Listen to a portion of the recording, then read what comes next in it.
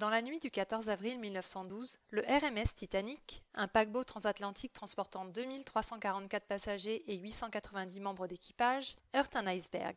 Et là, c'est le drame. 1500 morts plus tard, une question se pose. Comment un navire censé être insubmersible a-t-il pu couler lors de son premier voyage? Comme de nombreuses réponses ont déjà été données sur ce sujet, je ne m'étendrai pas sur les causes du naufrage, et je vous propose plutôt de réfléchir à cette question. Saviez-vous que Jack aurait pu être sauvé par une carte de bibliothèque? Dans son roman Futility, l'écrivain américain Morgan Robertson raconte l'histoire du Titan, un paquebot transatlantique insubmersible de 240 mètres de long, équipé de 3 hélices et pouvant accueillir 3000 personnes à son bord.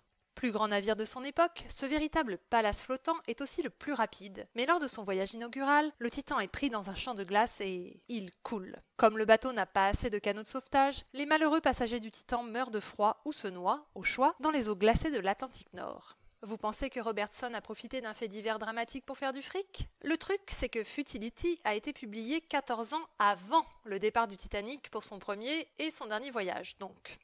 Ok, ce n'est pas le plus étonnant.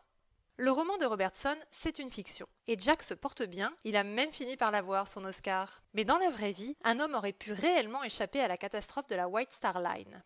Laissez-moi vous présenter William Thomas Stead. Ce journaliste passionné de parapsychologie et d'ésotérisme a décidé de monter à bord du Titanic alors que plusieurs voyants lui avaient prédit qu'il périrait en 1912 dans un naufrage. Et William de leur répondre « Il est inutile de dévier le cours du destin ». Stead lui-même avait écrit 2 nouvelles dans lesquelles des bateaux coulaient. En 1886, dans Comment le navire postal fit naufrage au milieu de l'Atlantique, récifé par un survivant, William nous raconte l'histoire d'un bateau qui coule durant la 5e nuit de son voyage. Comme le Titanic.